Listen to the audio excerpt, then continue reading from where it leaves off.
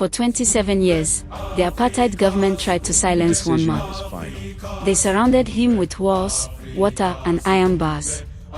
Robben Island became a place of isolation meant to erase Nelson Mandela from history. In 1962, Mandela was arrested. At 44 years old, he stood firm, already committed to the fight for equality. 2 years later, he was sentenced to life in prison for opposing apartheid. Outside the prison walls, South Africa lived under a system built on racial division. Protests filled the streets. Voices rose against injustice. And across the world, Nelson Mandela became a symbol of resistance, though few had seen him for decades. Inside prison, the years passed. Mandela aged quietly.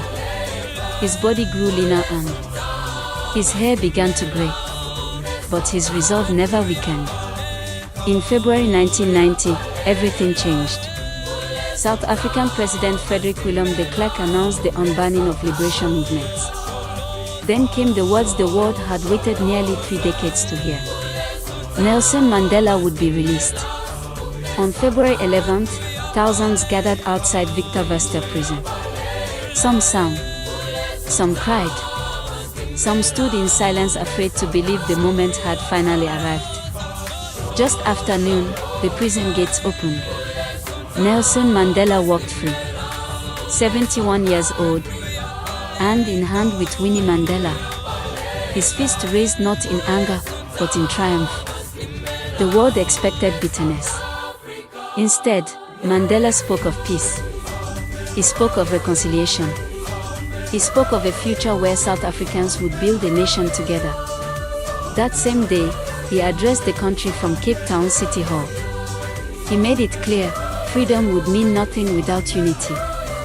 Mandela's release did not end apartheid overnight, but it made change unstoppable. 4 years later, South Africans of all races voted together for the first time. In 1994, Nelson Mandela became president.